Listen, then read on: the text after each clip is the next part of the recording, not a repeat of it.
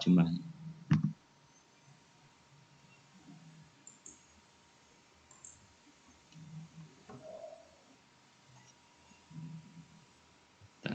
Nah, hanya 158. Ya udah, berarti Anda misalnya nih, sampai saat ini belum ada review tentang causal ambiguity sebagai bagian paling penting dari research based view. Kenapa? Dari research based view mengatakan begini, bila mana sebuah organisasi yang memiliki sekumpulan resources itu bisa ditiru dengan mudah, maka tidak akan ada keunggulan bersaing. There are no competitive advantage for this organization. Nah, yang paling penting adalah causal ambiguity. Orang tidak bisa melihat apa hubungan antar sumber daya yang ada di situ, sehingga ketika dibeli sama organisasi lain, maka itu tetap tidak akan menghilangkan keunggulan kompetitif dari organisasi tersebut. Nah, itu yang dimaksud dengan link ambiguity. Ada juga yang karakteristik ambiguity. Karakteristik ambiguity-nya misalnya social complexity, social capital. Nah, tapi dari semua hal yang ada di sini, belum, sekali lagi saya sampaikan, mungkin belum ada paper yang sangat komprehensif yang mereview tentang causal ambiguity. Apa sih yang ada di causal ambiguity? Ini adalah yang review. Saya lihat nggak begitu detail kayaknya. Nah, yang ini ngomong ambiguity on market, tapi bukan review. Semuanya adalah paper-paper empiris. Kalau misalnya semuanya paper empiris, berarti Mbak Mas yang sedang ambil mata kuliah ini punya peluang untuk ngambil topik ini sebagai tugas UTS untuk melakukan review dari causal ambiguity. Sampai sini ada yang mau didiskusikan mungkin sebelum saya langkah lebih lanjut? Monggo. Izin bertanya, Bro. Ya, silakan, Mas. Maksudnya review menggunakan SLR gitu, Bro. Nah, menggunakan sistematik data review gitu, Bro. Ya, boleh. Boleh. Kan ini saya berikan ilustrasi cukup gampang sekali. Satu komponen dari research based view yang jarang bisa dibahas sama orang secara empiris ya. Makanya hanya 158 paper. Setelah itu Anda mau melakukan review paper secara sistematis untuk paper-paper yang menggunakan causal ambiguity. Silakan. Nah, itu saya rasa itu tabungan buat Mbak Mas untuk bisa submit paper pada semester depan atau akhir semester dari mata kuliah ini. Setelah itu kita tunggu hasilnya seperti apa dan bisa siapa tahu nanti dengan adanya ikhtiar yang seperti itu Anda bisa lulus on time, 3 tahun sudah lulus gitu. Alhamdulillah. Tadi kan sangat spesifik yang saya tunjukkan contoh review paper yang paling gampang dari paper dari teori resource based view tentang causal ambiguity, sangat jelas. Oke, ada yang lain? Monggo, saya persilakan. Ya. Resource base itu juga bisa dihubungkan dengan intellectual capital nggak? Oh jelas, masih bisa. Kan intellectual capital itu kalau di internal perusahaan berarti masuk bagian dari resource base.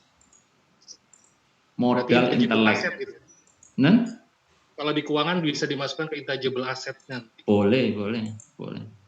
Jadi itu masuk pokoknya segala macam resources lah. Mau tangible, intangible, nanti di papernya Barney yang tahun 91 itu Mas Budi bisa cek itu, apa definisinya resources itu. Minggu depan akan Anda presentasikan bersama teman-teman yang lain di kelas ini. Terima kasih, Bro. Ya, sama-sama. Ada yang lain?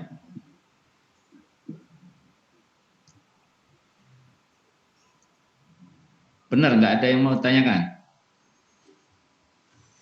Ayub, are you okay? Can you understand me? Assalamualaikum. Waalaikumsalam. Waalaikumsalam, Prof. Yeah. So. But can you catch up what I'm talking about? Yeah. I already noted right in my note all the steps. Yeah. Yeah. Did you receive my contract? the course contract No. that next week you need to present this kind of thing. Do you understand that? Yeah, for TOGAS next week, for the next week. Yeah, I will have to review the articles. Yeah. By using PowerPoint, right? Yeah, PowerPoint Yeah. and then I will randomly select all of you. yeah, same like previous class. Yeah. Okay, same like previous class. Yeah. Okay. Okay, let me ask other people.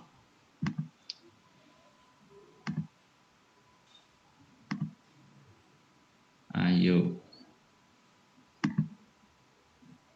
And then Abid Farid. Yes, Yeah. bro. Can you understand what I'm talking about? Yep, bro. Okay. So next week, are you ready to present? Yes, sir. Okay, that's good. That's good. Oke, Mas Hidayat, ada yang mau didiskusikan?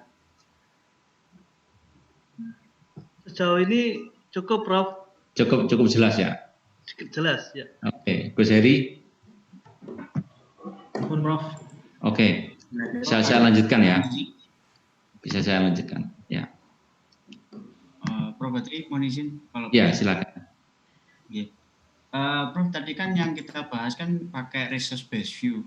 Nah, ya. kalau misalkan untuk marketing itu punya, Prof, karena kan rata-rata marketing kami itu risetnya ke unit analisisnya di luar perusahaan. Oh, kamu gampang. Nanti kita cek di sini ya. Ntar saya tunjukkan. Kalau ngomong resource based view, asalkan bukan yang, kalau misalnya nih, kalau kita anggap bahwa customer kita itu adalah resource bagi perusahaan, itu sudah resource based view. Resource. Oh, berarti tidak harus di dalam perusahaannya ya, Prof? Oh, enggak. Kan customer itu juga bagian dari internal stakeholder-nya perusahaan harusnya. Resource based view. Saya cek aja. Habis itu tambahin di sini marketing. Nanti akan keluar. Jadi nanti misalnya Mas Saiful Rizal itu bisa melakukan review bagaimana sih penggunaan resource based view dalam dunia pemasaran. Kan nggak apa-apa. Coba kita cek bisnis ya. Masih tinggi ya, 2.795. Tinggal klik lagi. Nanti kalau misalnya kita fokus lagi pada gini, marketing yang mana? Kalau misalnya nih, saya ambil dari B2B, tentunya supplier ya. Saya cek supplier.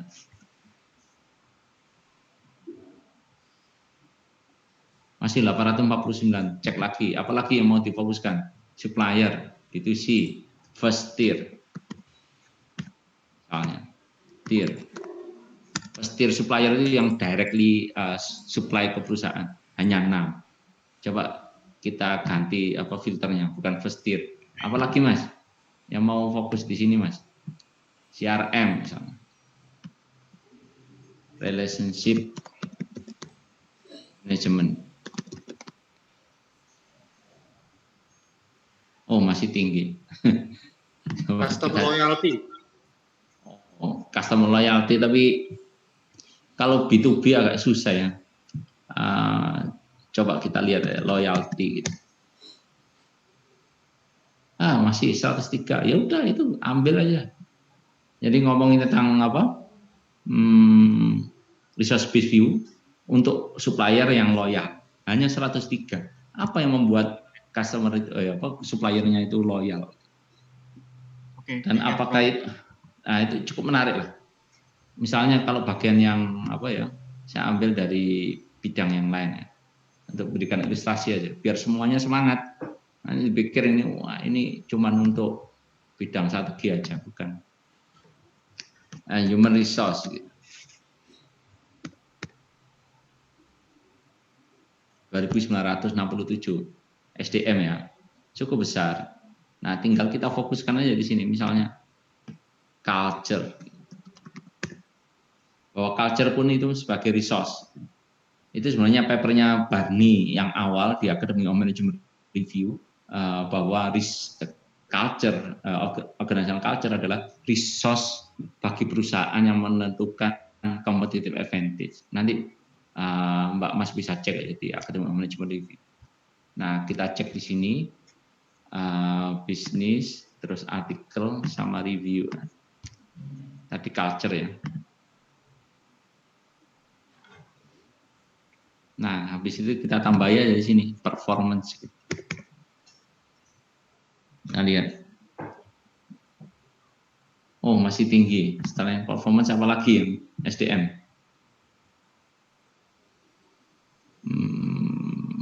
Kompensasi, Bro. Nah, Kompensasi. kompensasinya. Kalau ngomong kompensasi, saya nggak tahu ya. Nanti kita lihat aja. Kita lihat. Satisfaction, Prof. Nah, Satisfaction, kepuasan. Oke. Ya, ini kompensasi hanya 91 dokumen. Nah, silakan. Kalau Gus Heri mau melakukan review ini, silakan. Cukup menarik. Resource based view yang dikaitkan dengan performance organisasi, dikaitkan dengan kompensasi. Cuma yang jadi masalah adalah seberapa cepat Anda, kalau menurut saya loh ya, mulai minggu ini Anda sudah mulai membuat paper itu, proposal itu. Kan cuma 15 halaman. 15 halaman cepat. Saya lihat kalau postingannya panjang-panjang di Facebook, Instagram Stories, WA. Begitu posting proposal kacau. Kalau posting di WA, Facebook, atau Instagram original, tidak ada yang terindikasi plagiat. Karena mikir status saya suwe nih. Begitu ngomong statusnya riset proposal gini suwe. Nah, silakan Bapak Ibu mulai tanggal ini, tanggal 21 ini berpikir kira-kira topik apa yang saya akan pakai. Paling gampang tadi sudah saya ilustrasikan pakai Scopus. Kita sudah langganan mahal ini 1,25 miliar per tahun, tolong dimanfaatkan, dan sebagian besar itu dari SPP Anda, silakan dimanfaatkan, gunakan ini sebagai alat untuk mempermudah Anda menulis proposal. Cukup gampang, 91. Mosok gak iso moco 91 paper, bisa. Bisa. Ada yang lain yang mau didiskusikan? Pak Tatak mau diskusi? Nanti mau dulu. Nanti. Mute Pak, masih mute Pak. Ya silakan. Masih menyimak dulu, Prof. Oke. Yeah. Izin pertanyaan Pak Haidar, Pak Haidar, ada yang mau disampaikan? Pak Haidar. Ya, waalaikumsalam. Cukup, Prof. Cukup ya. Ya. Oke. Mas Nur Hidayat. Kalau ini Prof, kalau tentang resource based ini misalkan di pesantren atau di lembaga keagamaan semacam lembaga zakat, tentang Islamic social financing.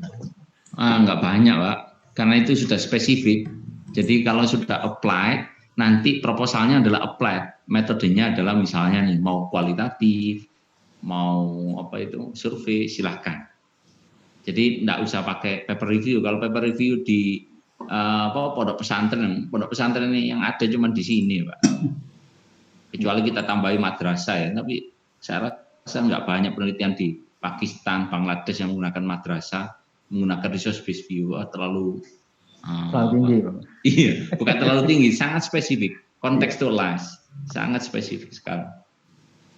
Ya Mas Agung tadi izin tanya Prof. Yang pertama, mengapa pribadi mengarahkan kami untuk mencari yang 100 paper di suatu bidang? Kenapa enggak berpikir yang lebih luas, tadi 2000, 3000 paper?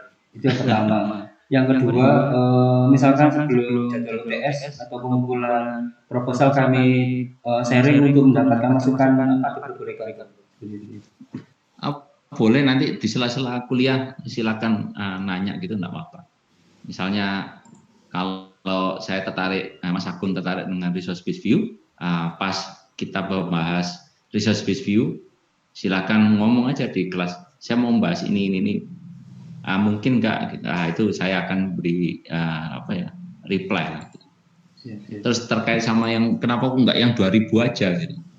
Ya nggak apa-apa sih kalau Anda pingin menyelesaikan itu sampai 10 tahun gitu, nggak apa-apa. Tapi saya mendasarkan begini Mas Agung.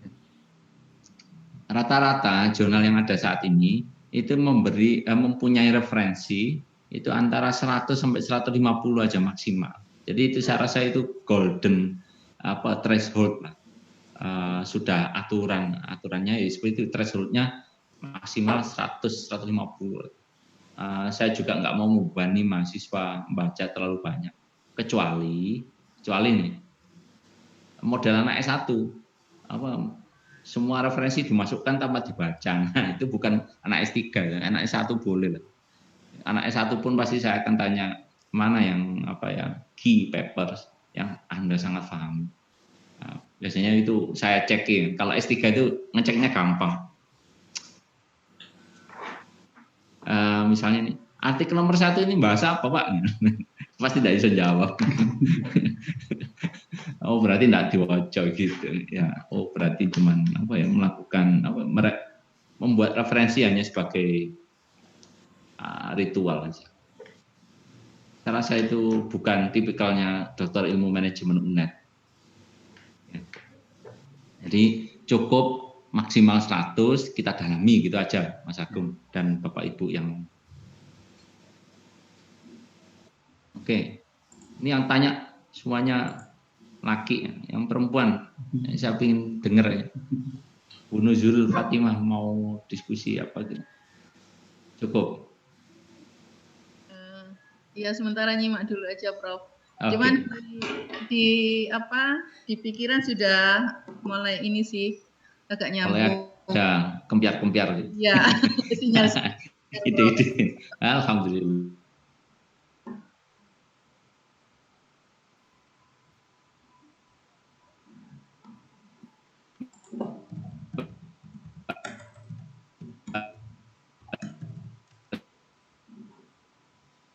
Tapi saya rasa kalau kita menggunakannya dengan tepat itu sebenarnya sangat powerful dalam membuat paper kita itu sangat spesifik, positioningnya jelas dan seterusnya. Oke, saya lanjut dengan materi yang tadi saya sampaikan. Mohon izin Prof, bisa? Ya silakan Mas Hidayat. Mohon maaf kalau nanti saya keliru, mohon dikoreksi Prof. Ya. Misalkan dari RDV ini kita combine dengan analisa, misalkan kita combine dengan pendekatan SWOT analisis, karena di SWOT itu kan ada proses analisis terhadap internal faktor dari segi strength dan weakness. Strength dan ini bagian dari internal faktor, di situ ada pelibatan resource. Apakah memungkinkan Prof apabila untuk RDV ini misalkan kami sempitkan mengenai topiknya human resource, tetapi kita coba dikombin dengan pendekatan SWOT analisis tersebut. Atas punten Prof. Matur nuwun. Oke. Nanti Bapak Ibu, Mas Mbak bisa membaca tulisan yang Barni tadi. Memang Barni itu membagi dua, internal sama eksternal. Yang internal itu fokusnya pada SW, yang OT-nya itu menggunakan perspektifnya Porter sebenarnya. Nah, kalau ingin mengcombine Mas Hidayat, nanti bisa menggunakan dynamic capabilities. Itu adalah teori yang tepat bahwa saya akan menggunakan perspektif internal sambil melihat apa yang terjadi di luar. Nah, kalau itu ngomong tentang dynamic capabilities, boleh, silakan pakai perspektif dynamic capabilities, bukan RBV, nggak tepat. Ya. Baik, terima kasih, Prof. Iya, sami-sami. Mohon izin, Prof. Iya, monggo. Ya, terima kasih. Assalamualaikum warahmatullahi wabarakatuh.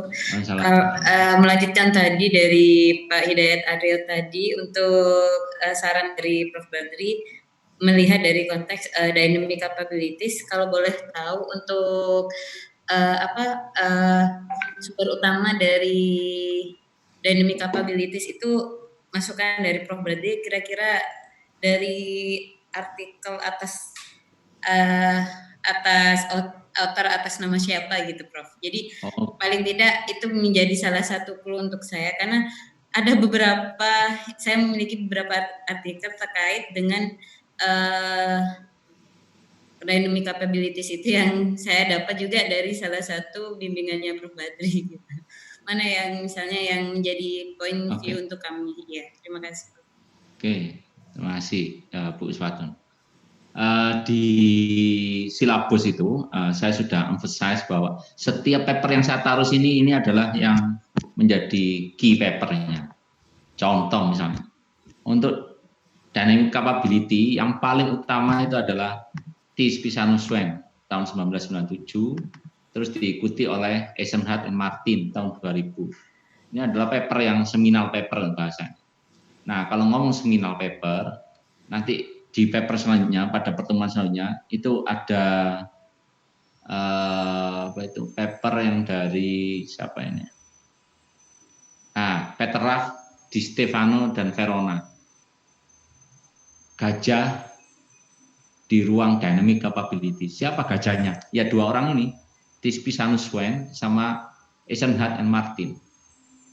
Mbak Mas nanti bisa baca di artikel yang ini. Petrarch, Di Stefano ini dari Strategic Management Journal, Bringing to Diverging Conversation. Jadi si siapa?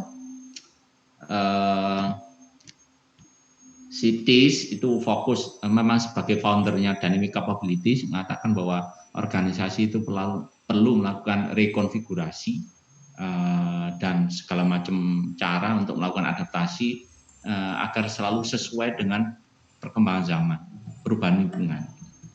Nah, si Eisenhardt and Martin mengatakan bahwa dalam melakukan rekonfigurasi atau melakukan adaptasi resources yang ada di perusahaan itu tergantung dari jenis industrinya. Kalau industrinya memang clock speed-nya tinggi, itu memang butuh dynamic capabilities yang sangat cepat. Tapi kalau misalnya clock speed-nya rendah, contoh misalnya clock speed rendah itu kayak pabrik gula, pabrik beras, itu tidak butuh rekonfigurasi yang secepat yang diharapkan oleh cities gitu. Tapi kalau misalnya kita bergerak di industri smartphone atau apps gitu ya pasti butuh dynamic capabilities dengan speed yang berbeda, agility, flexibility sangat berperan di sana. Nah itu yang menjadi dua gajah Bu Iswatun Hasana.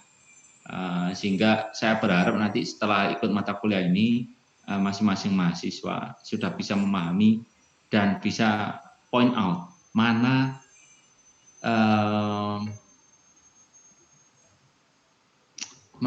autor yang menjadi pewarna dari sebuah teori, yang mewarnai.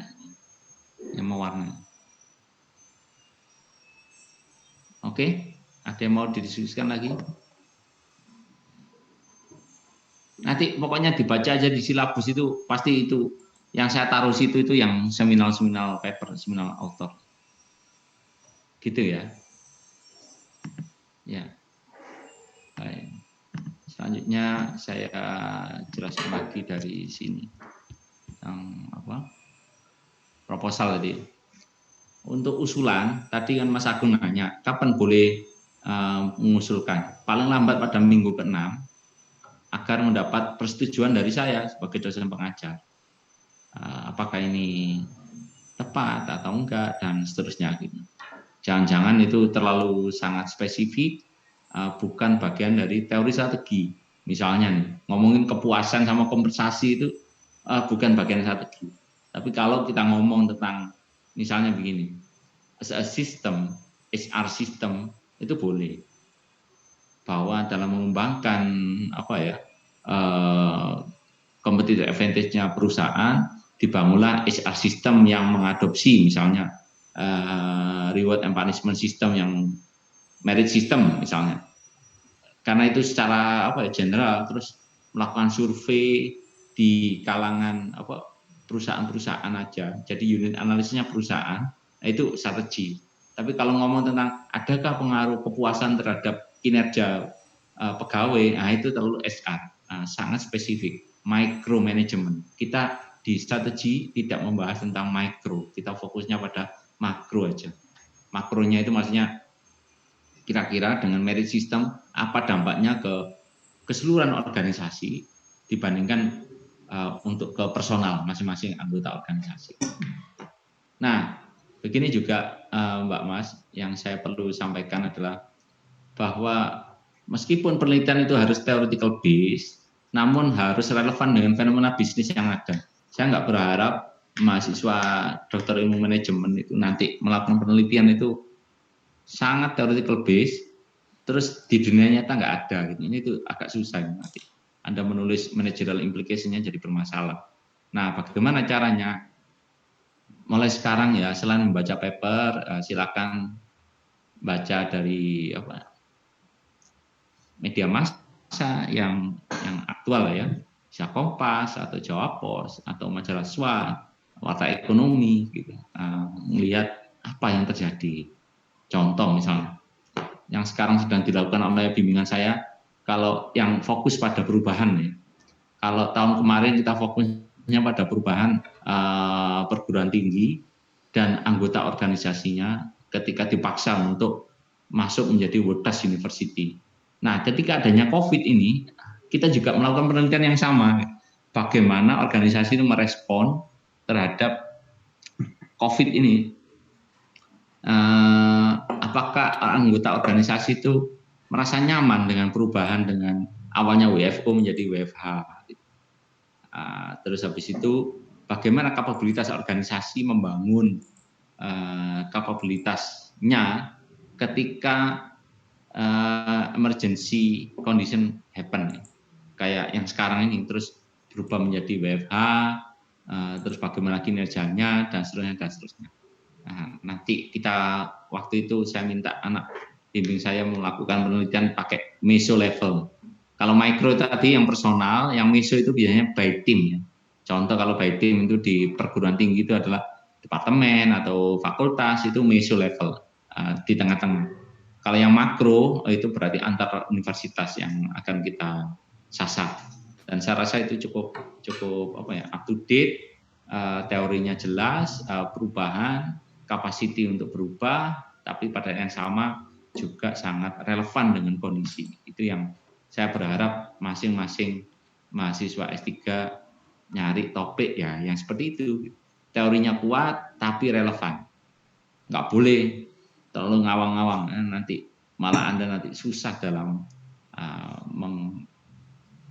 mencernanya. Oke, cukup jelas ya? Silakan Mas. Untuk fakta yang relevan ini kan kalau review berarti kan teori yang digunakan. Nggak perlu. Kalau untuk review paper cukup dari review. Teori yang digunakan gitu ya? Teori yang digunakan atau menyelesaikan masalah menggunakan teori itu ya? Enggak, hanya menceritakan aja. Pertanyaannya hanya begini, kalau review paper itu, apa yang terjadi? Apa yang terjadi itu berarti apa yang sudah dilakukan selama ini, causal ambiguity di strategic management sudah selesai. Jadi mendescribe aja, mendeskripsikan itu bisa pakai tabel, bisa pakai narasi, bisa macam-macam. Tapi enggak ngomongin tentang relevansi. Oh gitu. Tadi ada yang relevan itu maksudnya dihubungkannya dengan teori gimana, Bro?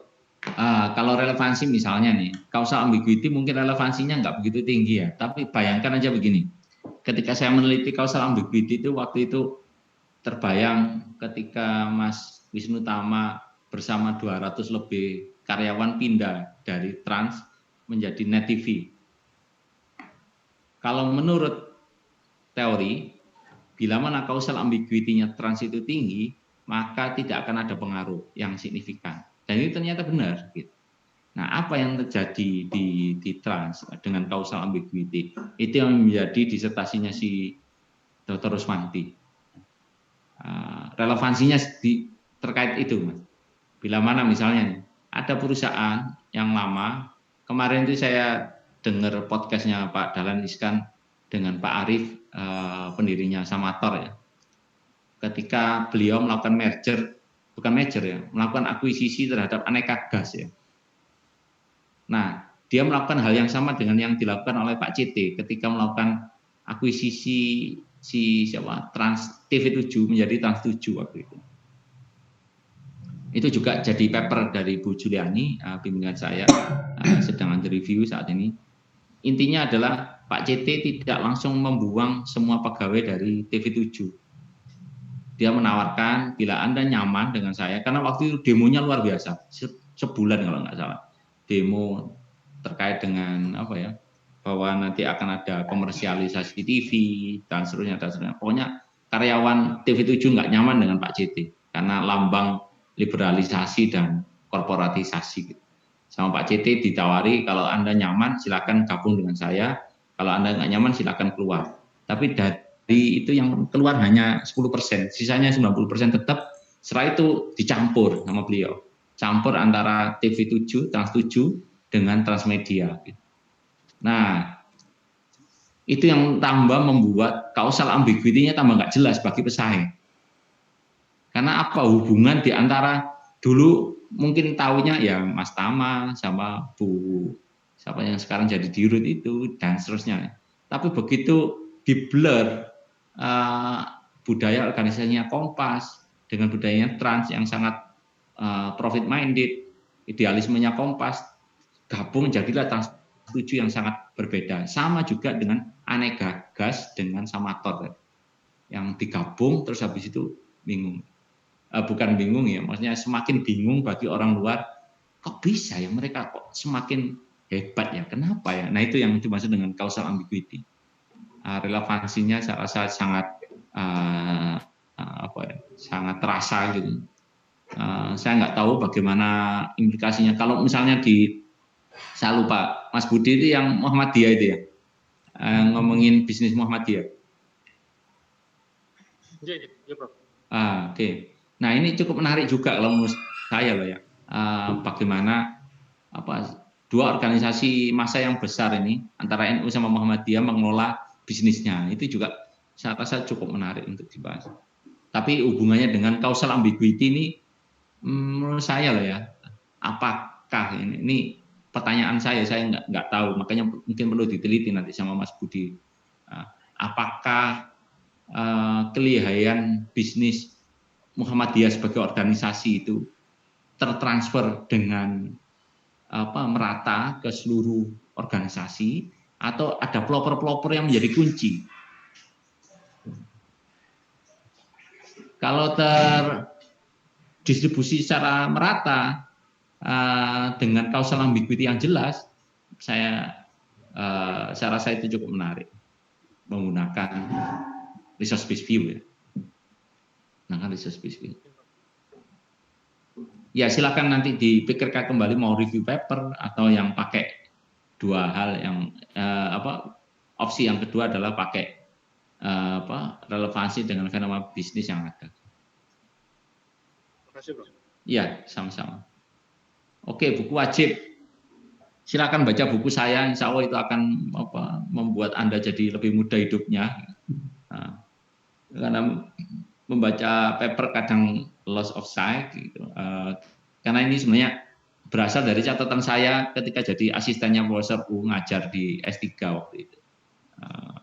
Jadi sampai saat ini kayaknya belum ada buku yang membandingkan teori-teori yang ada di manajemen strategi dan saya berusaha menjawab tantangan itu. Ada juga yang dari Profesor Smith and Heath ngomongin tentang great minds in management, bagaimana proses teori development. Di sini juga cukup menarik ya. Bagaimana Barney ini yang dasarnya itu bukan orang manajemen, orang sosiologi, tapi kok bisa menulis teori tentang manajemen dan sangat sukses sekali. Nah, ini cukup menarik. Atau bagaimana Porter yang awalnya itu adalah orang matematika S1-nya, terus S2-nya dan S3 itu ambil ekonomi di Harvard Business School, terus jadi profesor strategi. Itu yang nantinya akan menentukan bagaimana perspektif mereka dalam melihat manajemen strategi. Contoh yang tadi ya, Porter matematika dengan ekonomi, makanya dia sangat kuat di hitung-hitungan. Logika makroekonomi sangat menguasai diskusi beliau dalam menjelaskan manajemen strategi. Nah, untuk paper ini, pertemuan ini, Mbak Mas bisa membaca buku yang ini, Competition and Business Strategy in Historical Perspective. Saya rasa sudah saya kirimkan papernya juga. Di sana ngomongin tentang sejarahnya ya. Dari SWOT, BCG Matrix, terus habis itu McKinsey dan seterusnya. Terus Hoskinson ini ngomongin tentang pendulum. Awalnya manajemen strategi itu di dalam, terus habis itu keluar, terus habis itu di tengah, organizational learning, terus habis itu research based view ke dalam lagi, habis itu ke tengah lagi dengan dynamic capabilities. Yang Barney strategi manajemen dari konversasi perbincangan aja, terus habis itu yang Hendrik Enchen ini salah satu favorit saya, New Academic Fields as Admittance Seeking Social Movement, ini ngomongin tentang pergerakan yang ada, bagaimana membuat teori manajemen strategi itu sebagai bidang ilmu, karena sebelumnya itu hanya bidang pemasaran, SDM, terus operasi ya, produksi, terus yang selanjutnya adalah keuangan. Manajemen strategi ini nggak jelas. Ini kelaminnya apa, gendernya apa, what is strategic management? Because everyone discuss about finance or personnel or maybe marketing or maybe production in one field, strategic management. So, jadi ini menurut saya cukup menarik cerita dari Profesor Hendrik Enchen. Dan yang terakhir ngomong tentang expanding domain of strategic management research and the quest for integration. Nah, terkait ini saya coba memberikan gambaran di awal tentang strategic management.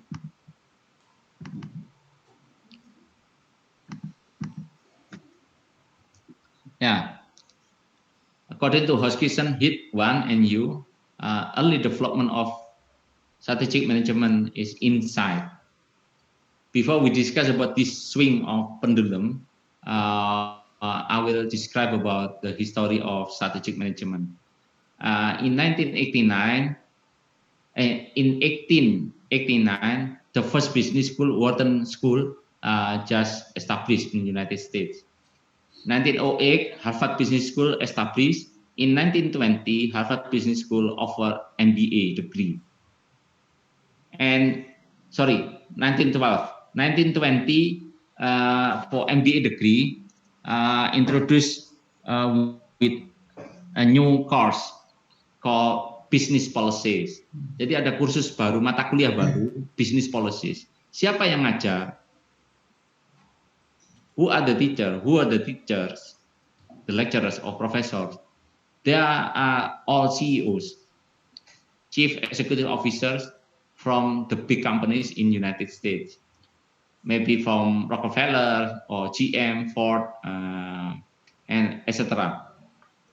Yang jadi masalah adalah masing-masing pimpinan CEO dari perusahaan itu, mereka akan mendiskusikan bagaimana cara mereka mengambil keputusan dari beragam perspektif dan input untuk mengambil keputusan strategis. Nah, meskipun banyak mahasiswa bingung, ini pemasaran apa SDM, apa keuangan atau operasi gitu. Tapi mata kuliah ini menjadi mata kuliah yang favorit karena mereka bisa mendengar fresh from the oven dari para CEO. Bagaimana mereka menggunakan helicopter view to decide that my company harusnya seperti ini, my organization should be like this. Setelah itu tahun 1956 di Harvard Business School diselenggarakan conference selama 3 hari dibiayai oleh Ford Foundation yang menghasilkan kesimpulan pada conference tersebut adalah SWOT analysis. Jadi SWOT analysis is quite old karena dipropos tahun 1956 oleh Harvard Business School bekerjasama dengan siapa waktu itu, antara akademisi, terus praktisi, dan yang terakhir adalah konsultan. Mereka menyusun bagaimana caranya kita itu bisa membantu para pebisnis untuk mengambil keputusan. Dibuatlah frameworknya SWOT analysis. Terus tahun 1963 ada Basic Metrics, 1969 ada McKinsey. Pada 1969 juga Business Policies ini dijadikan mata kuliah yang wajib bagi semua MBA school, MBA program yang ada di Amerika yang tergabung oleh SSB. Nah, Business Policy sebagai mata kuliah yang sangat wajib sehingga membutuhkan pengajar yang bisa mengajar. Dan siapa yang mereka? pengajarnya sebagian besar adalah lulusan dari Harvard Business School sebagai founder dari business policies, mata kuliah business policy. Yang jadi masalah adalah Harvard itu selalu fokus pada case, pada single organization, sehingga pada zaman itu ketika pertama kali dikeluarkan strategic management, fokusnya adalah di internal perusahaan, karena memang pengajarnya sebagian besar orang Harvard yang fokusnya pada case, sangat spesifik di sebuah perusahaan. Oke, cukup jelas ya kenapa kok di awal itu adalah early development-nya adalah insight. Terus setelah tahun 1969 tadi ECSB mewajibkan business policy sebagai mata kuliah wajib, kemudian tahun 1978 Dan Scandal menulis buku Strategic Management. Pada tahun yang sama dibuatlah Strategic Management Society. Dan beliau mewajibkan begini, yang menjadi anggota dari SMS, Strategic Management Society, harus 3. Yang pertama jelas akademisi, dan yang kedua praktisi, dan yang ketiga adalah konsultan.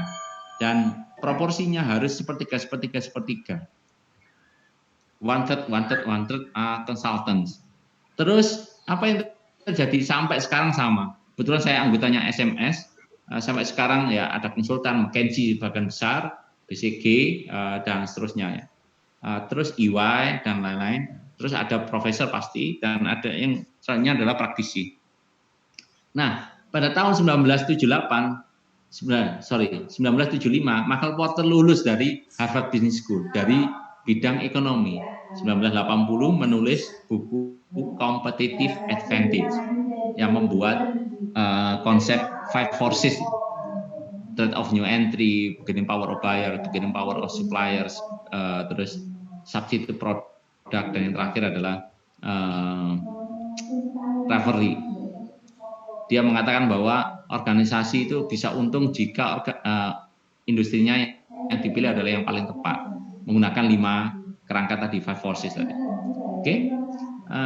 Setelah itu, dengan perspektif itu, semua penelitian strategi mulai menggunakan perspektifnya Michael Porter, karena menggunakan data yang sangat komprehensif dan seterusnya, sangat dominan. Tahun 1980 juga ada paper, ada buku ya dari Nelson and Winter ngomong tentang organizational learning. Nah, ini yang bagian dari organizational economics ya. Inside, outside itu imbang. Ada juga yang ngomong tentang transaction cost economics theory, bahwa apakah perusahaan ini mau melakukan outsourcing atau tidak, itu tergantung dari cost yang akan dikeluarkan. Kalau cost-nya itu terlalu mahal, maka dia akan menggunakan internal resources. Tapi kalau misalnya lebih murah di outsource, maka biar orang lain yang mengerjakan. Nah, ini ada 2 teori yang di internal economic, inside and outside. Baru tahun 92, sebenarnya bukan 92 tadi sudah saya sampaikan, research based view itu tahun 1984 sudah ditulis oleh Werner Feld. Cuman karena bahasanya itu sangat matematis, tidak semua orang memahami. Baru diterjemahkan dengan bahasa yang sangat easy to digest oleh Barney tahun 1991 di Journal of Management. Research based view mulai menguat. Kemudian diikuti oleh yang sekarang karena kondisinya berubah cepat dan lain-lain, bagaimana apa yang harus dilakukan oleh organisasi, dynamic capabilities mulai collide, semakin membudaya, karena kalau hanya menggunakan RBV aja itu sangat tidak realistis, karena hanya mengandalkan dari internal perspektif, padahal di eksternal banyak perubahan yang terjadi. Oke, tadi sudah saya ceritakan yang ini, case-case-nya itu. Ini adalah dari paper Hembrick and Chen tahun 2007, ngomongin tentang admittance seeking social movement model sebagai bidang ilmu manajemen strategi. Oke, selanjutnya yang saya bahas adalah teori. Nah, sebelum kita langkah lebih lanjut, apa sih teori itu? Saya dalam buku saya itu saya menjelaskan bahwa teori itu adalah sekumpulan statement yang secara sistematis itu terhubung.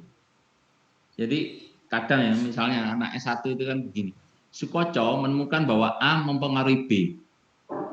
Teori Sukoco, bukan, itu bukan teori. Kalau A mempengaruhi B itu hanya satu variabel saja, bukan teori.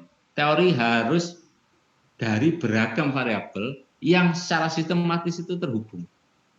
Mbak Mas masih ingat yang saya sampaikan apa yang menyebabkan Anda itu sekolah di DIM, Dokter Ilmu Manajemen. Masih ingat nggak? Waktu itu saya ilustrasikan pakai MOE teori, Motivation, Opportunity, and Ability teori. Bahwa mau sekolah, mau menulis paper atau apapun itu pasti terdiri dari 3 hal ini. Ada motivasinya, ada peluangnya, dan mampu, ability. Nah, itu sebuah teori. Dan bisa dikatakan teori kalau empirically testable. Harus bisa dites secara empiris. Kalau hanya ngomong idealnya begini, tapi nggak bisa dites, itu bukan teori. Malah mengatakan begini, Edward Locke itu minta, kalau misalnya teori itu sudah dites oleh 1000 paper, 1000 studies, dan itu konsisten, itu baru boleh dianggap sebagai teori. Nah, cukup jelas ya, bahwa teori is a set of statements that are systematically related, including law-like generalization and empirically testable. At minimum 1,000 times should be tested empirically in order to make a difference. In order to make that this theory is robust, can apply anywhere. Okay. The purpose of theory adalah to explain and predict a phenomena. Explain, menjelaskan. Contoh saya bisa menjelaskan. I can explain why Ayub Gogoy come to Dr. Ilmu Management to study, because he has motivation, he has opportunity, and he has ability, right? MOA theory. And predict a phenomena. If Ayub lack of motivation, of course, his study in DIM Erlangga will be down. Less motivation, lack of motivation. Cukup jelas ya, Mbak Mas ya. Teori juga sama, misalnya resource based view selalu berdasarkan pada resources yang V, R, I, N, valuable, rare, inimitable, not substitutable. Jadi itu aja variabelnya. Cuman 4 aja. Oke. Nah, bagaimana cara mengevaluasi teori? Teori jadi begini, Mbak Mas, kita bisa lihat di gambar sini ya. Saya ambil dari Corley and Joya di Academic Management Review bahwa teori itu kalau ngomong tentang originality bisa incremental, bisa revelatory.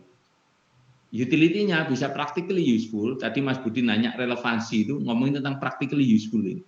Sama scientifically useful. Nah, bagaimana dengan disertasi Anda? Saya berharap anak-anak DIM kalau bisa ya di kuadran 2 ya. The second quadrant. Scientifically useful and incrementally original.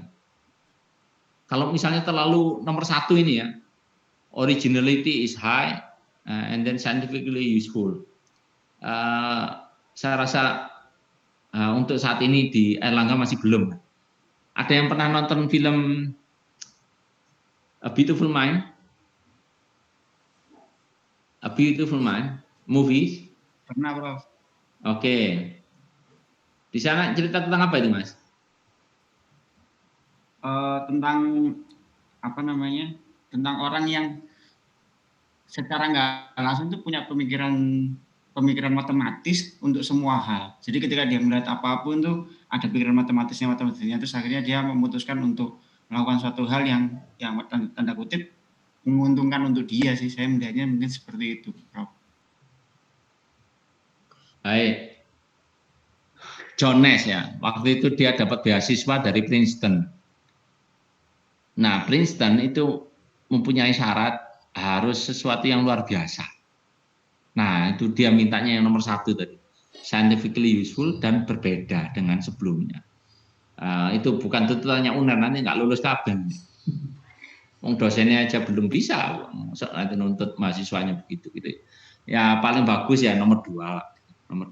Kalau nomor 3 ini itu lebih banyak untuk anak MM ya, practically useful. Ada konsep terus kita apply, nah itu bagus. Nomor 3. Oke, bagaimana cara mengevaluasinya? Bisa lewat struktur, sinteks, bisa semantics, bisa pragmatics. Strukturnya bagaimana? Easy to follow, spesifikasinya bagaimana? Semantik, bisa dites nggak? Bisa di empirical supportnya bagaimana? Sudah 1000 paper nggak? Pragmaticsnya, richness. Teori itu meskipun sederhana, tapi rich, kaya, bisa di-apply di mana-mana. Yang kedua, simple. Kalau teori terlalu bulat itu bukan teori, itu kembuletan. Wongnya bingung, jelas nopo gitu. Jadi ya begitulah. Nah, ini yang saya analisis di buku saya. Yang saya review pertama adalah Behavioral Theory of the Firm, bahwa perusahaan atau organisasi itu bisa sukses tergantung dari bagaimana cara pemimpin organisasinya itu mengambil keputusan. Tergantung dari kognisi dari para TMT. Teori ini bagus, tapi jarang yang menggunakan. Kenapa? Ini testability-nya susah. Karena kalau kita cek dari behavioral economics ya atau behavioral finance, banyak faktor yang akan mempengaruhi kognisi manusia. Nah ini yang cukup menarik. Kalau misalnya Mbak Mas mau membuat disertasi menggunakan behavioral theory of the firm, bagus. Cuman memang agak kompleks. Walaupun sekarang sudah mulai dibuat yang agak easy to digest dari Profesor Petraf and Martin terkait tentang managerial cognitive capability. Terus Hui itu lebih fokus lagi pada emosi. Bagaimana emosi mempengaruhi kemampuan pengambilan keputusan manajer. Nah itu ada 2 mazhab lah di behavioral theory of the firm, mau pakai yang kognisi atau afeksi, emosi.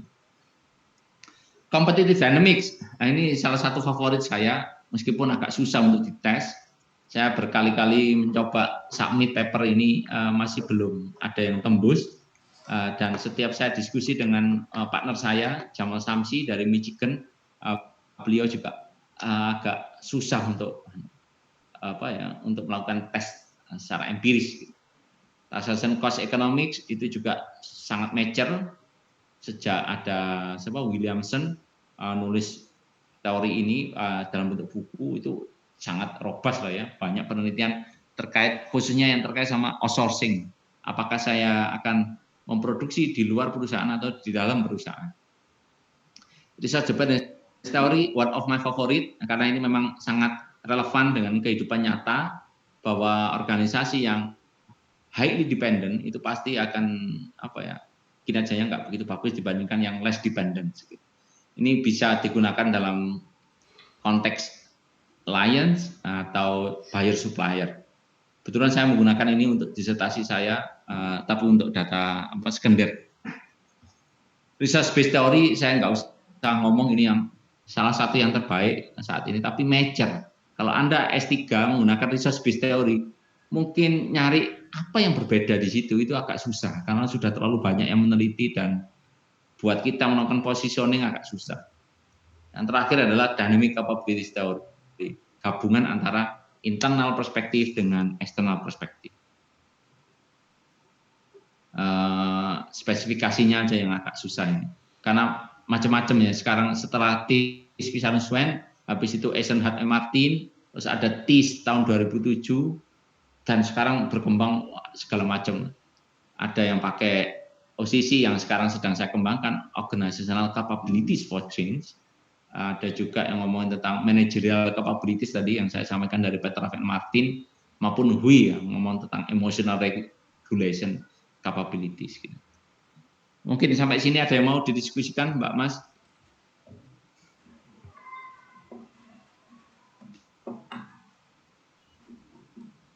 Ayo. Kalau nggak ada, ya silakan Mas Budi.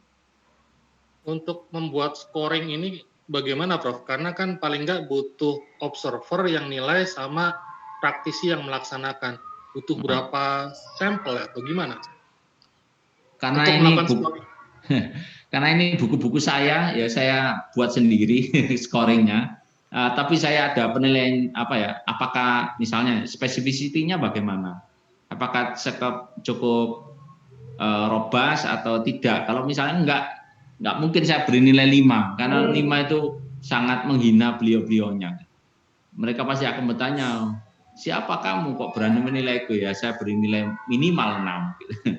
Itu Mas Budi. Jadi saya menggunakan subjektivitas saya sendiri sebagai pemerhati teori. Terima kasih, Bro. Ya, sama-sama. Ada yang lain? Ya, silakan Ayub. Yeah, for score, the number come from where? That's as I answer Mas Budi just now, because that one is my book, so I use my own subjective judgment based on my experience related with many theories. Oke? Materno. Sama-sama. Izin Bro. Ya, silakan. Tadi Prof berarti mengarahkan kami atau memberi advice untuk melakukan paper review. Mungkin Prof berarti punya rekomendasi paper review yang bisa kami baca di paper review bagus seperti apa? Paper review yang bagus ini nih. Yang miliknya sebentar.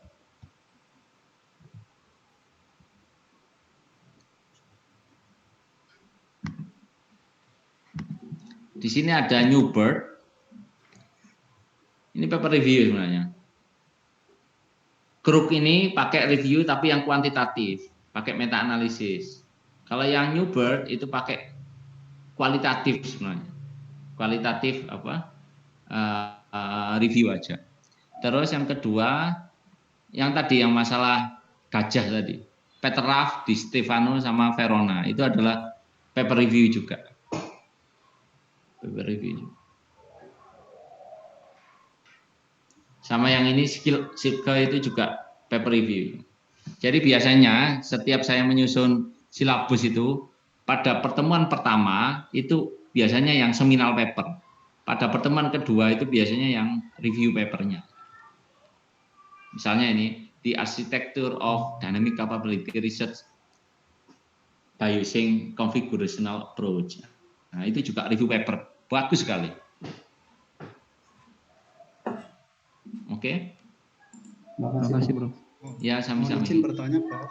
Ya, silakan. Terkait dengan skor, Prof. Saya mau menanyakan kalau analisis SWOT itu kan ada bobot dan ratingnya, Prof. Nah, bobot dan rating itu ditentukan atau siapa yang menentukan, Prof?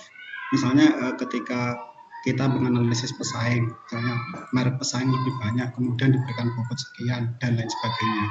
Apakah unsur top management ataukah didasarkan pada keputusan bersama di dalam internal perusahaan tersebut, Prof? Itu yang pertama, Prof. Yang kedua, untuk 5 Force strategic punyanya Porter itu apakah juga ada pembobotan seperti analisis SWOT, Prof? Karena yang saya tahu di sini kan misalnya kayak analisis supplier, jadi menyimpulkan bahwa pembeli itu kuat jika atau supplier kuat jika dan lain sebagainya. Apakah itu ada skornya juga, Prof? Matur nuwun, Prof. Iya, sami. Baik, terkait dengan scoring. Waktu itu ketika saya nulis buku itu memang nggak serigid yang saya harapkan, karena kalau saya ajak ngomong dosen lain pun pasti nggak paham, karena nggak banyak yang paham manajemen strategi, apalagi teori-teorinya. Karena sebagian besar memang di pemasaran dan seterusnya. Saya berikan ilustrasi begini, Mas Dian. Ini untuk waktu itu tahun 2012 akhir, saya dimintai tolong oleh Semen Gresik Group ketika saya masih mimpin EDP ya, Executive Development Program di MM. Semen Gresik Group itu dipaksa oleh Pak Dahlan sebagai Menteri BUMN waktu itu untuk melakukan konsolidasi menjadi Semen Indonesia.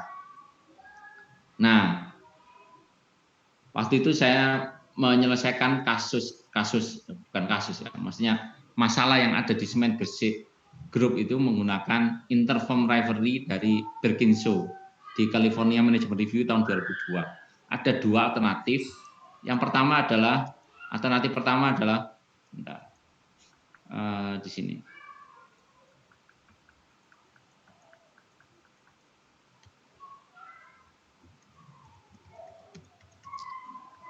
Alternatif pertama adalah ini, konsolidasi atau koeksis. Kalau konsolidasi, siapa yang menang di pasar itu silakan menjadi pemain di situ. Karena waktu itu di Bali, Jakarta, Jawa Barat, Jawa Tengah, terus Sulawesi Selatan itu semua semen milik Semen Gresik Group itu masuk. Yang di Aceh tiga-tiganya masuk, di Jakarta ketiga-tiganya masuk. Apa yang terjadi? Yang senang adalah Holcim sama Indosemen. Karena melihat mereka bertengkar sesama anggota Semen Gresik Group dan pesaing jelas bahagia. Setelah itu saya buatkan skenario, ini konsolidasi sama koeksis tadi.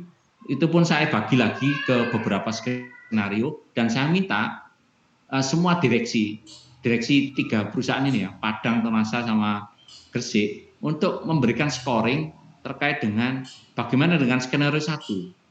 Skenario 2, 2A, 2B, 3A, 3B. Melakukan scoring, dan seterusnya. Waktu itu yang hadir kan Direktur Pemasaran sama Kepala Divisi Pemasaran. Jadi total ada 6 orang. Terus kita melakukan bahasanya itu saya sum up gitu. Dibuat diwungkulno gitu. Kalau misalnya 82,99 langsung 83. Jadi nggak ada desimalnya, langsung angka akhir. Karena kalau misalnya nggak diberi angka akhir nanti terlalu banyak koma, nanti membuat direksi sama komisaris jadi emosi juga. Karena waktu itu ketika saya presentasikan hasil analisis ini ke pihak Semen Gresik Group di depan direksi sama komisaris, saya diuji seperti kayak ujian disertasi. Tapi saya rasa itu cukup menarik pengalaman saya membagi bagaimana melakukan scoring. Semua direksi itu harus menulis berapa dari angka 1 sampai 10, apakah ini penting atau enggak penting, dan seterusnya. Di SWOT analysis juga sama. Sebenarnya kalau SWOT analysis yang yang biasa kita kenal itu adalah IEV, EV ya. Internal Factor Analysis, Internal Factor Evaluation Matrix sama External Evaluation Matrix. Sama juga siapa yang melakukan scoring, orang-orang yang memang berkepentingan di situ. Kalau kita sebagai konsultan, kita nggak punya hak untuk melakukan scoring. Biar mereka yang melakukan scoring. Kalau perlu ada pengamat industri boleh. Misalnya kayak yang di kasusnya Bang Jatim itu saya minta komisaris sama direksi untuk yang menjawab, bukan kepala divisi. Karena kepala divisi saya rasa bukan, misalnya waktu itu saya melakukan scoring untuk ngecek visinya Bang Jatim itu masih relevan apa enggak gitu. Yang saya minta untuk untuk beliau-beliaunya untuk melakukan scoring. Terus terkait sama bagaimana dengan scoring untuk pesaing misalnya. Nah, balik lagi keberadaan analis atau pengamat industri itu sangat penting untuk kita libatkan dalam memberikan scoring. Kalau enggak nanti hasil dari penelitian kita, bukan penelitian ya, konsultasi kita jadi kurang bagus. Nah, dalam konteks ini yang saya kedepankan, kalau ngomong scoring dan lain-lain itu pelajarannya MM, bukan pelajarannya S3. Itu sangat practically useful. Kalau saya ngomong sama anak MM, saya pasti akan sangat detail. Tapi karena ini anak S3, kita fokus pada teori. Bagaimana itu relevan dengan teori yang ada. Tapi sebagai pengetahuan aja, saya rasa ada banyak buku yang cukup menarik yang menurut saya memberikan guideline cukup detail. Misalnya kalau strategi manajemen untuk EV, EV itu miliknya Strickland itu bagus, Campbell Strickland atau Davis itu ada langkah step by step-nya. Sehingga Bapak Ibu kalau melakukan sebagai konsultan atau sebagai pengajar S1 itu bisa dijadikan acuan untuk itu. Oke. Ada yang mau didiskusikan lagi, Mbak Mas?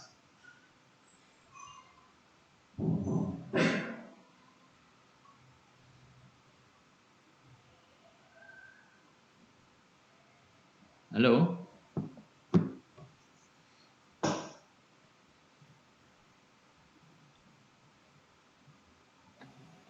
Ya, mohon izin tanya, Prof. Ya, silakan. Iya, kebetulan saya itu background-nya TI ya, teknologi informasi. Saya ingin meneliti terkait dengan kebijakan dari sistem pendidikan di perguruan tinggi. Nah, apakah itu termasuk dalam strategi, Prof? Terima kasih. Oke, makasih, Mas Ilham. Nah, kalau ngomong kebijakan ya memang mata kuliah strategic management ini ngomongin tentang business policies, kebijakan bisnis. Nah, ngomong kebijakan itu saya mikirnya begini. Apakah itu bisa kita abstraksikan ya? Contoh misalnya, kalau ngomong kebijakan itu bahasa saya itu begini. Saya akan membandingkan organisasi yang memiliki kebijakan yang sangat kontrol, sentralistik versus yang desentralistik. Saya lihat bagaimana kinerjanya. Nah, itu strategi. Tapi kalau misalnya pertanyaannya Mas Ilham, menggunakan bahwa kebijakan TI yang ada, IT yang ada di organisasi ya, masing-masing perguruan tinggi itu sentral atau desentralisasi dihubungkan dengan kinerja pembelajaran mahasiswa. Nah, itu di IKIP, UNESA ngajarnya, bukan di sini. Jadi itu yang mungkin kalau ngomong tentang strategi, kita fokusnya pada organisasi, baik yang profit maupun non profit nggak apa-apa, tapi ngomongin tentang kinerja. Karena fokus dari manajemen strategi adalah bagaimana cara kita itu membuat organisasi itu memiliki keunggulan bersaing, competitive advantage, itu aja. Kalau yang tadi yang mahasiswa tadi, contohnya adalah apakah mahasiswanya belajar bisa lebih bagus? Mungkin bukan lah. Ya. Kecuali kalau misalnya kita pakai marketing higher education gitu boleh, gitu. Tapi terlalu mikro. Di situ saya juga bicara sistem, Prof. Itu bagaimana? Jadi antar kebijakan sistem yang terintegrasi itu saya sampaikan juga di situ. Kalau ngomong tentang sistem dan lain-lain, ya ini balik lagi. Karena saya nggak tahu konteksnya, Mas.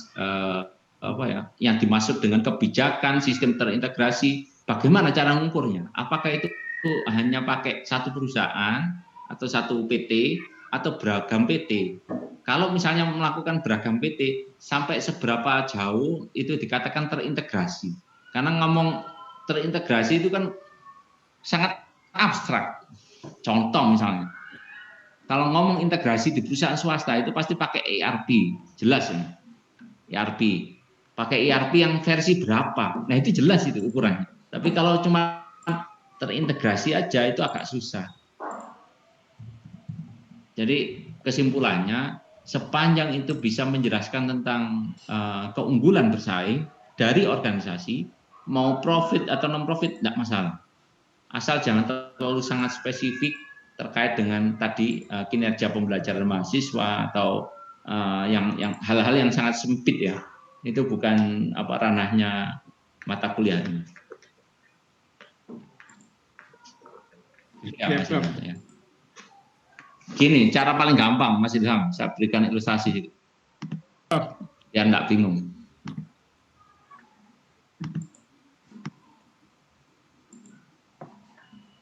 Strategic Management Journal. Nah, bagi Mbak Mas, mulai sekarang silakan familiar aja dengan jurnal ini. Apapun yang Anda pikir, cari di sini. Misalnya, IT integration.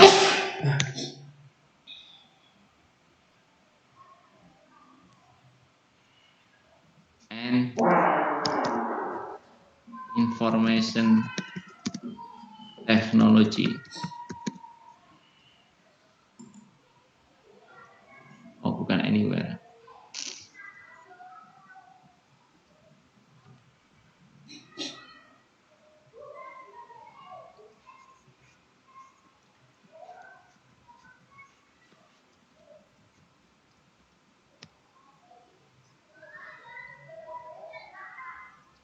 masih banyak ini. Pasti ngomong ini, information technology as competitive advantage. Jelas ya? Sources of capabilities, integration, and technology commercialization. Tapi kita lihat nih, topik-topik yang ini, itu tahun 99, tahun 2002. Sudah out of date. Kecuali kalau misalnya nih, tambahin lagi, ngomongin tentang big data. Nah, itu bagus itu. Itu sekarang lagi booming. Bagaimana penggunaan big data untuk keunggulan bersaing perusahaan. Nah, itu bagus. Itu bisa itu topik-topik strategi. Gitu ya Mas Ilham ya. Iya, Prof. Oke, ada yang lain? Izin Prof. Ya, silakan Mas. Prof, dan saya, jadi kalau misalkan kita di dalam tidak membuat suatu keputusan strategi, katakanlah kita sebagai orang yang menempati posisi untuk membuat suatu business policy, di dalam strategi itu sendiri kan ada external factor dan internal factor. External factor itu di dalam keyakinan saya sendiri sebetulnya lebih sulit karena bersifat uncontrollable. Sedangkan yang internal factor itu lebih bersifat controllable. Nah, di dalam membuat keputusan strategi yang strategis dalam manajemen strategi ini, apakah dengan kondisi seperti itu, apakah kita boleh berpikir bahwa kita put more portion di dalam membuat suatu keputusan itu lebih menitik beratkan pada sifat-sifat aspek yang uncontrollable tersebut ya Prof, yang sifatnya eksternal faktor seperti kompetitor atau mungkin customer atau mungkin government policy, stakeholder yang sifatnya uncontrollable. Apakah bisa diartikan seperti itu ya Prof? Atau ya, tadi saya ceritakan bahwa Porter dari berbagai survei baik yang tahun 80 maupun yang terbaru tahun 1996 atau yang 2012 itu memang menunjukkan bahwa kinerja perusahaan itu 30-50% itu dijelaskan oleh faktor eksternal, Pak.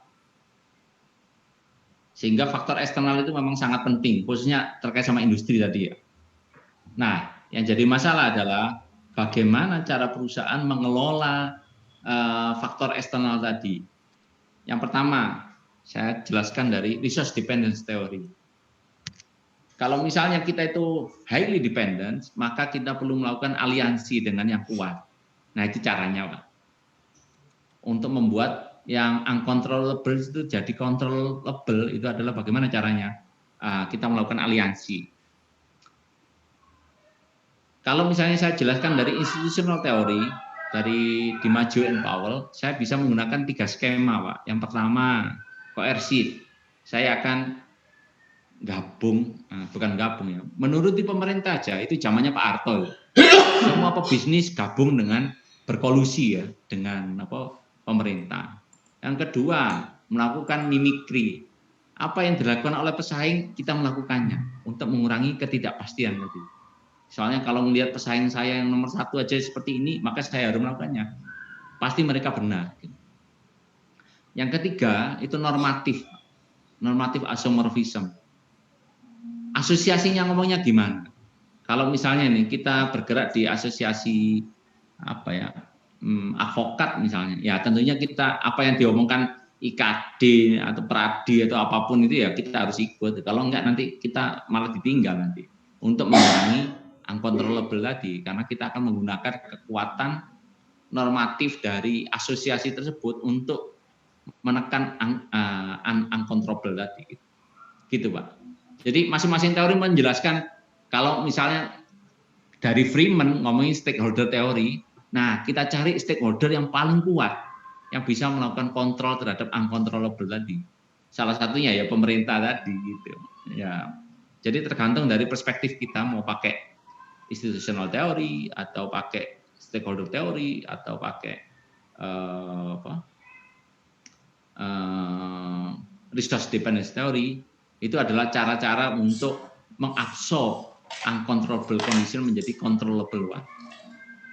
Gitu ya Pak? Siap. Ya. Berarti mengidentifikasi ya Prof? Pihak-pihak yang paling berpengaruh terhadap. Ya, tapi teorinya beda-beda Pak. Karena masing-masing teori itu punya perspektifnya sendiri, asumsinya sendiri-sendiri juga. Itu yang kita pelajari di sini di mata kuliah ini. Oke. Siap. Oke. Matur nuwun. Ada yang lain?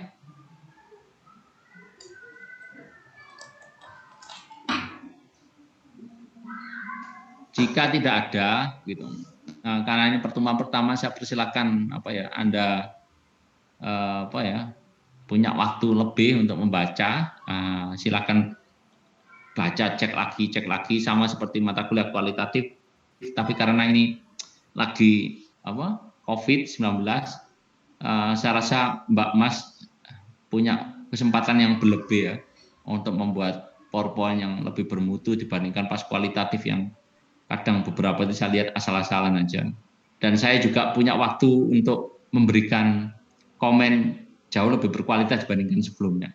Karena waktu itu masih bingung mau ke Jakarta, mau ini, mau itu. Tapi yang sekarang alhamdulillah susah untuk terbang dan lain-lain, jadi membuat kita bisa belajar bareng lebih detail lagi.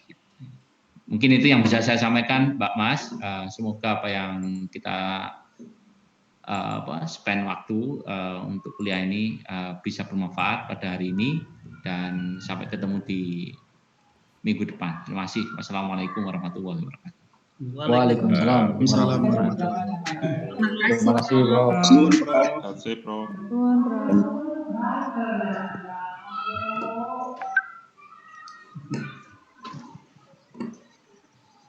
Ya Pak Ketua, gimana? Semangat semuanya. Semangat semuanya. Kontrak itu yang di-share Pak Agung tempoh hari ya Pak Agung, yang dari kakak kelas itu ya Pak, kontrak perkuliahan. Bukan kakak kelas Pak, itu dari Probadri Pak. Yang soalnya tahunnya 2018 itu. 2020 ada Pak. Ya, yang barusan dikirim Mas Rizal tadi. Oh, iya. Dan sudah saya unggah Bapak Ibu punya Probadri. Dari Budia 241 halaman. Ya, link ya Pak. Itu ada di link yang dikirim Mbak Eva. Makasih Mbak Eva. Mbak Eva. Baru nyadar kok. Yang disampaikan tadi ada punya semua. Ya ini pas dibuka ternyata 240-an lebih. Kalau Indonesia. Itu berarti mulai minggu depan sudah presentasi ya? Itu minggu kedua ya, Pak Agung ya, langsung ya? Iya. Minggu kedua apa ketiga? Kedua, Pak. Kedua. Materinya minggu kedua. Pak Agung, tadi kalau nggak salah berarti resumnya itu di minggu ketiga ya diminta ya? Per 2 minggu ya? Per 2 minggu. Tadi ngomongnya saya telat tadi masuk. Iya, kalau nggak salah per 2 minggu ya berarti. Berarti minggu ketiga. Ini kan hitungannya yang 1 kan hari ini. Besok itu kita presentasi per paper itu kan. Nah kalau ada di RPS-nya itu kalau nggak salah ada yang aplikasi ya. Itu gimana ya itu? Termasuk? Apa tuh? Di RPS-nya itu kalau nggak salah ada artikel yang aplikasi, artikel terus bawahnya ada Sharon. 2 paper ya. Saya malah belum buka kemarin. Kayaknya juga semuanya itu. Semuanya ya. Yang utama 5, yang aplikasi 2 ya Bu. 7 ya berarti ya. 7 paper ya. Semangat. Jadi semuanya siap PPT ya? Iya, sendiri apa kelompok ini? Sendiri. Individu Pak. Kalau mengerjainnya diatur dewe-dewe. Yang ditunitin itu katanya yang resume. Yang ditunitin itu yang per 2 minggu. Yang desain itu kan hanya yang per 2 minggu. PPT itu nggak desain. Oh, yang per 2 minggu itu berarti yang 5 pertanyaan itu ya? Iya, betul. Dari Jadi berapa ditunitin? 5 pertanyaan dari 5 paper itu atau tambahan atau plus buku. Tunitinnya berapa maksimal? Oh, dari 10 paper ya? Ya kan minggu kedua sama ketiga ya. Kalau 7 ya 14 berarti. Mantap. Kalau Turnitinnya 25 Pak Agung. 25 Maksimal. 25 maksimal. Lebih dari itu nilainya 0. Itu yang Turnitin itu Bu Diah, itu yang Turnitin itu kita atau Prof Badri? Prof Badri. Bukan kita. Yang Turnitin. Prof Badri yang Turnitin. Jadi sebelum desain dulu. Ya, sebelum desain itu kita cek dulu Turnitin. Ya, untuk amannya. Kalau kita cek dulu terus kemudian diturnitin ulang nanti hasilnya kira-kira tambah besar atau enggak? Asal enggak di repository, Pak. Oh gitu. Iya, asal nggak disimpan di repo nggak masalah. Siap. Hasilnya sama. Atau paling enggak nanti kalau Bapak Ibu sudah menurnitin ya, itu paling enggak yang hasil turnitinnya itu disimpan sebagai backup. Jadi misalkan kalau ada apa-apa, misalkan hasil di Prof Badri beda, nah itu kita bisa mengajukan yang kita simpan tadi. Bukti ya Bu ya? Iya betul. Paling enggak kan kita sudah melakukan. Kalau misalkan ada apa ya, kalau memang terlalu jauh signifikan, nah itu mungkin kita bisa bertanya. Oke. Kalau penelitian jangan lupa di exclude bibliografinya. Iya, betul. Itu tadi kalau misalkan kita mengutip memang kutipan langsung ya jangan lupa pakai tanda kotasi, itu kan nanti akan bebas juga. Jadi ada beberapa ya. Misalkan memang kita kutipan langsung ya nggak apa-apa tapi dikotasi tanda kutip. Saya yang punya catatan diulang lagi. Ditaruh di grup. Kesannya Emang nggak di record ya Pak Agung?